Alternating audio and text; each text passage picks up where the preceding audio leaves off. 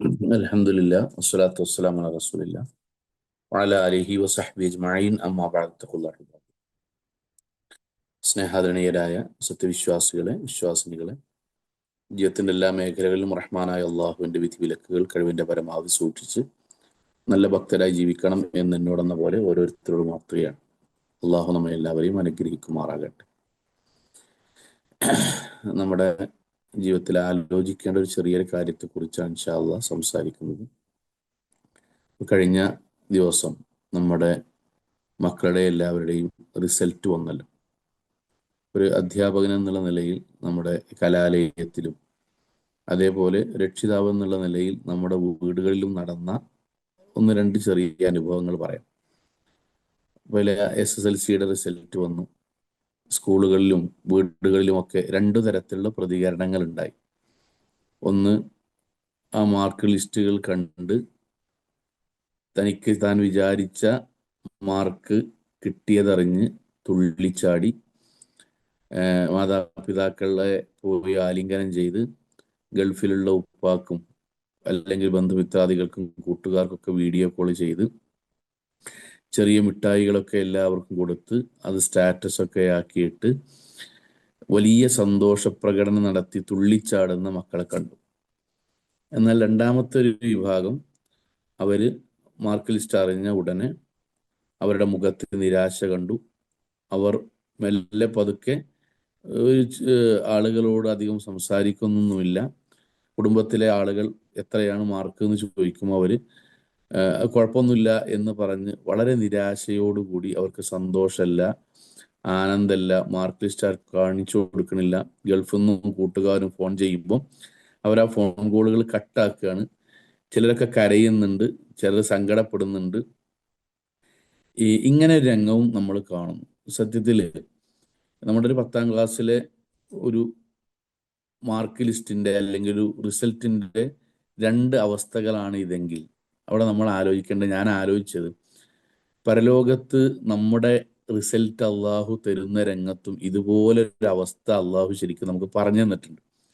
അമ്മാമനൂത്തിയ കിതാബുഹുബി യമീനി, നമ്മൾ അള്ളാഹിനെ സൂക്ഷിച്ച് ജീവിച്ച ഒരാൾക്ക് വലത് കൈയിലാണ് ഗ്രന്ഥം ലഭിക്കുന്നതെങ്കിൽ വയൻഖലിബു ഇലാഹ്ലിഹി മസ്റൂറ എന്ന ഖുർആൻ പറഞ്ഞു. അവൻ കുടുംബത്തിലേക്ക് സന്തോഷിച്ച് തുള്ളിച്ചാടി ചെല്ലും. എല്ലാവർക്കും കാണിച്ചു കൊടുക്കും, ഞാനിതാ വലത് കയ്യിൽ ഗ്രന്ഥം വാങ്ങി അള്ളാഹിനെ കാണാൻ, പ്രവാചകനെ കാണാൻ, സഹാബാക്കളൊപ്പം ജീവിക്കാൻ, ഇനി ലോകത്ത് ഏറ്റവും വലിയ സന്തോഷമായ സ്വർഗം അനുഭവിക്കാൻ പടച്ചോനിതാ എനിക്ക് അവസരം തന്നിരിക്കുന്നു, കണ്ടോളിൻ. ഇതുവരെ കളിയാക്കിയോരെ, കുറ്റപ്പെടുത്തിയോരെ, ഞാൻ ദീനിൽ കുറച്ച് ഓവറാന്ന് പറഞ്ഞവരെ, എനിക്ക് ഈ 21ാം നൂറ്റാണ്ടിലും ഇങ്ങനെയൊക്കെ ജീവിക്കണോ എന്ന് ചോദിച്ച് കളിയാക്കിയോരെ കണ്ടോളിൻ എന്ന് പറഞ്ഞ് നമ്മൾക്ക് അള്ളാഹു നൽകിയ സ്വർഗത്തിലേക്കുള്ള വിജയത്തിന്റെ റിസൾട്ട് പ്രഖ്യാപിക്കും. വലത് കൈ ഗ്രന്ഥം ലഭിക്കുന്ന എല്ലാ കുടുംബക്കാരെയും വിളിച്ച് കാണിച്ച് നമ്മൾ സന്തോഷത്തിൽ തുള്ളിച്ചാടുന്ന ഖുർആൻ പറയാൻ. എന്നാൽ അമ്മാമനൂത്തി കിതാബുഹു വറാ അളുഹി, ഒന്നുകിൽ ഇടത് ഭാഗത്തിലൂടെയോ അല്ലെങ്കിൽ പുറം ഭാഗത്തിലൂടെയോ തോറ്റ റിസൾട്ട് കിട്ടുന്ന ആളുകൾ, അവർ വയസ്ലാ സഈറ, അവർ അവരുടെ ജീവിതത്തിൽ ഏറ്റവും ദുഃഖിതരായി, അവർ ആരോടും മിണ്ടാൻ കഴിയാതെ ദുഃഖിതനായി, ഞാൻ എന്താണ് എൻ്റെ ജീവിതം നശിപ്പിച്ചുവല്ലോ എന്ന് സങ്കടപ്പെട്ട് കണ്ണുനീരോടുകൂടി ദുഃഖാർദ്രനായി ജീവിതത്തിൽ മുന്നോട്ട് പോകുന്നതും, ആളുകൾ അഭിമുഖീകരിക്കാൻ കഴിയാതെ ജീവിതം നശിപ്പിച്ചു കഴിഞ്ഞല്ലോ എന്നവർ സങ്കടപ്പെടുന്ന രംഗവും സത്യത്തിൽ ഖുർആൻ നമുക്ക് പറഞ്ഞു തരുന്നുണ്ട്. ഈ ഒരു SSLCയുടെ റിസൾട്ട് വന്നപ്പം ഇത് ശരിക്കും മനസ്സിൽ ഓർമ്മ വന്നുപോയി. കാരണം ഇതേപോലെയാണല്ലോ നമ്മൾ പരലോകത്ത് നിൽക്കേണ്ടി വരിക. നമ്മൾ ആലോചിച്ച് നോക്കണ്ടേ, എന്തുകൊണ്ടാണ് സത്യത്തിൽ ഈ രണ്ട് ജയപരാജയങ്ങൾ വന്നത് എന്നാണ്. അപ്പൊ അതിലൊരു അധ്യാപകൻ, ഞാൻ ഒരു അധ്യാപകനാണ്, അധ്യാപകൻ എന്ന നിലക്ക് പറയണം, രണ്ട് കൂട്ടർക്കും SSLCയുടെ പ്രാധാന്യത്തെ പറ്റി അറിയാമായിരുന്നു. അവരുടെ സിലബസ് ഒന്നായിരുന്നു, അധ്യാപകർ പഠിപ്പിക്കുന്നത് ഏകദേശം ഒക്കെ ഒന്നായിരുന്നു.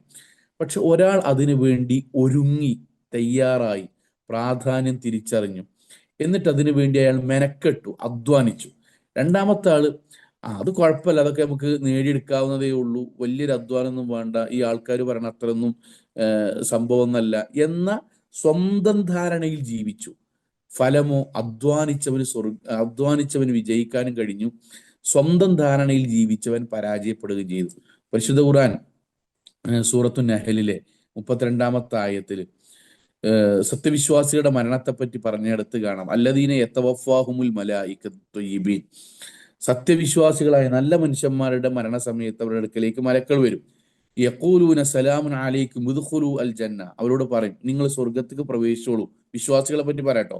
മലക്കാളോട് മരണസമയത്ത് പറഞ്ഞ് നിങ്ങൾ സ്വർഗത്ത് പ്രവേശിച്ചോളൂ. ബിമാ കുൻതും തഅമലൂൻ. നിങ്ങൾക്ക് എന്തുകൊണ്ടാ സ്വർഗം കിട്ടിയാൽ നിങ്ങൾ സ്വർഗത്തെ പറ്റി വായിച്ചതുകൊണ്ടോ അല്ലെങ്കിൽ ക്ലാസ് കേട്ടതുകൊണ്ടോ അല്ലെങ്കിൽ അതിന്റെ ഖുർആൻ ക്ലാസ്സിന് പോയതുകൊണ്ടോ മാത്രമല്ല, ആ കേട്ട കാര്യങ്ങൾക്കനുസരിച്ച് നിങ്ങൾ പ്രവർത്തിച്ചു. നിസ്കാരം, ഇബാദത്ത്, സൽക്കർമ്മങ്ങൾ, ഹറാം ഹലാലുകൾ, മാതാപിതാക്കളുടെ പെരുമാറ്റം, കുട്ടികളുടെ പെരുമാറ്റം, സമ്പത്ത് നിഷിദ്ധമായത് നീക്കൽ, ഇങ്ങനെ അധ്വാനിച്ചതുകൊണ്ടാണ് നിങ്ങൾക്ക് സ്വർഗം കിട്ടിയത്.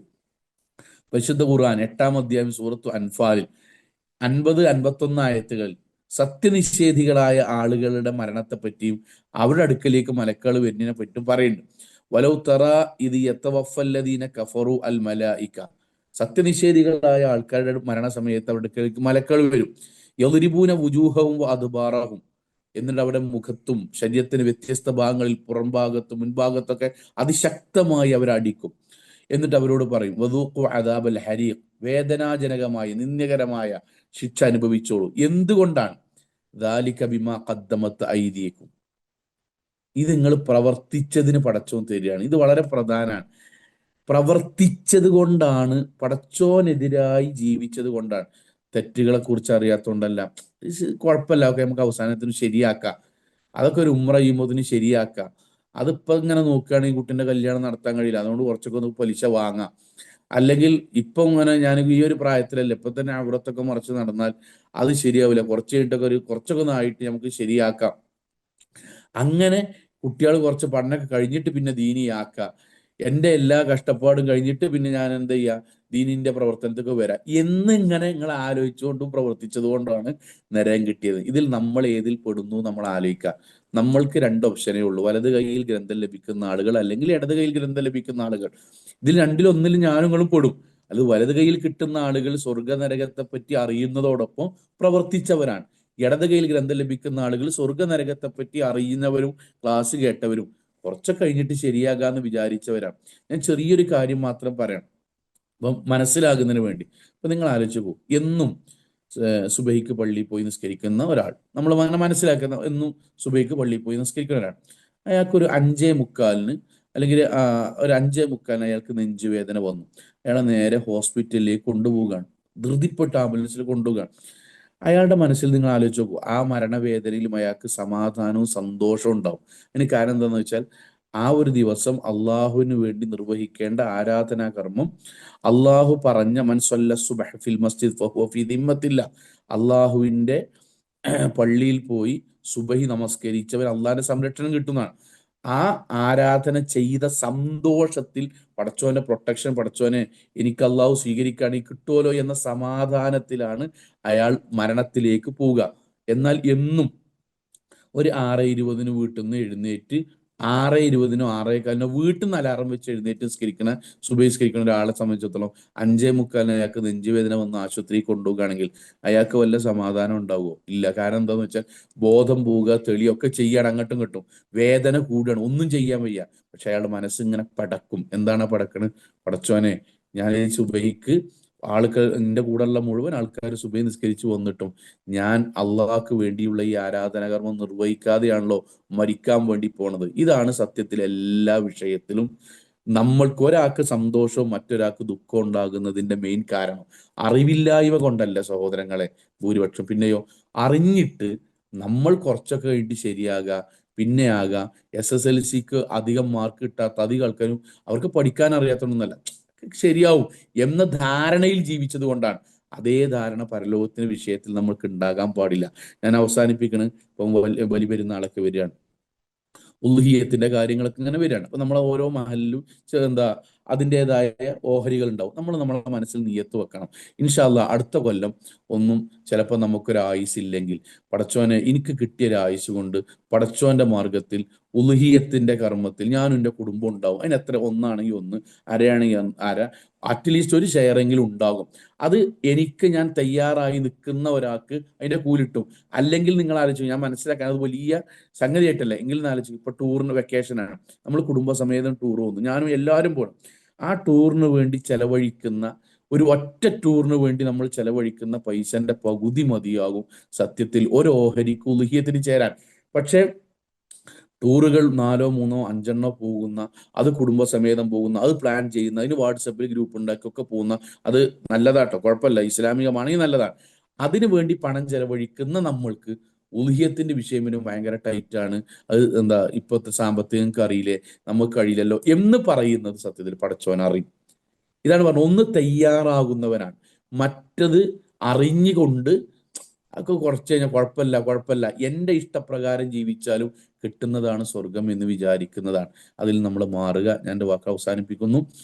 നമ്മൾ ഈ പറഞ്ഞ രണ്ടെണ്ണത്തിൽ മലക്കുകൾ സന്തോഷത്തോടു കൂടി നമ്മുടെ മരണസമയത്ത് ഇറങ്ങി വന്ന് നിങ്ങൾ അധ്വാനിച്ചതിനിതാ നിങ്ങൾക്ക് സ്വർഗം എന്ന് പറഞ്ഞ് നമ്മൾക്ക് സന്തോഷ വാർത്ത അറിയിക്കുകയും നമ്മുടെ വലത് കൈയിൽ ഗ്രന്ഥം ലഭിക്കുകയും അള്ളാഹുവിനെയും പ്രവാചകനെയും കാണാൻ കഴിയുന്നവരുടെ കൂട്ടത്തിൽ നമ്മളാകണം. ഒരിക്കലും നമ്മൾ മരിക്കുന്ന സമയത്ത് മലക്കുകൾ വന്ന് അതിശക്തമായി അടിക്കുകയും എന്നിട്ട് നിങ്ങൾ ദീനൊക്കെ അറിഞ്ഞിട്ടും നിങ്ങളുടെ തന്നിഷ്ടപ്രകാരം ജീവിച്ചത് കൊണ്ട് നിങ്ങൾക്കിതാ നരകമാണ് എന്ന് പറയുകയും അതിന്റെ ഫലമായി ഇടത് കൈയിൽ ഗ്രന്ഥം ലഭിക്കുകയും അവസാനം വേദനാജനകമായ നരകത്തിലേക്ക് എത്തിപ്പെടുകയും ചെയ്യുന്ന ഒരു അവസ്ഥ ഉണ്ടാകാതിരിക്കണം. അതിന് സുബഹി മുതൽ നമ്മുടെ വീടുകൾ ഉണരട്ടെ. ഖുർആൻ പാരായണം ഒരു ദിവസമെങ്കിലും ഒരു പേജെങ്കിലും ഉണ്ടാകട്ടെ. ഉലുഹിയത്തുകൾക്കും നന്മകൾക്കും എല്ലാത്തിനും നമ്മൾ നല്ല നീയത്തോടുകൂടി ഇൻഷാ അല്ലാ ചേരുവാനും അതിന്റെ ഭാഗമാകാനും നമ്മൾ നീയത്തുണ്ടാകട്ടെ. നമ്മുടെ ഗൾഫിലുള്ള മക്കളോടൊക്കെ കൂടിയിട്ടെങ്കിലും ഒരു ഷെയറെങ്കിലും, മക്കളോടോ എല്ലാവരോടും കൂടിയിട്ടെങ്കിലും ഒരു ഷെയറെങ്കിലും നമ്മുടെ ഭാഗത്തു നിന്നുണ്ടാകട്ടെ. അള്ളാഹു അനുഗ്രഹിക്കുമാറാകട്ടെ. അള്ളാഹു നമ്മളെ സ്വർഗത്തിൽ ഒരുമിച്ച് കൂട്ടുമാറാകട്ടെ. നമ്മുടെ പാപങ്ങളെല്ലാം അള്ളാഹു നമ്മൾക്ക് വിട്ടുപുറത്തു മാപ്പാക്കി തരുമാറാകട്ടെ. നമ്മുടെ മാതാപിതാക്കൾക്ക് അള്ളാഹു സ്വർഗം നൽകി അനുഗ്രഹിക്കുമാറാകട്ടെ. ഈ ഫലക ക്ലാസ്സിന് എത്രയോ കാലങ്ങളായി സുബഹി മുതൽ അധ്വാനിച്ചു കൊണ്ടിരിക്കുന്ന നല്ലവരായ ഒരുപാട് മനുഷ്യരുണ്ട്, വിശ്വാസികളുണ്ട്, കൂട്ടുകാരുണ്ട്, നേതാക്കന്മാരുണ്ട്. എല്ലാവർക്കും അള്ളാഹു അർഹമായ പ്രതിഫലം നൽകി അനുഗ്രഹിക്കുമാറാകട്ടെ. സുബ്ഹാനക്കല്ലാഹി ബിഹംദിക് അഷ്ഹദു അല്ലാ ഇലാഹ ഇല്ലാ അൻത അസ്തഗ്ഫിറുക വഅത്തൂബു ഇലൈക്. വാഖിറു അൽഹംദുലില്ലാഹി റബ്ബിൽ ആലമീൻ. അസ്സലാമു അലൈക്കും വറഹ്മത്തുള്ളാഹി.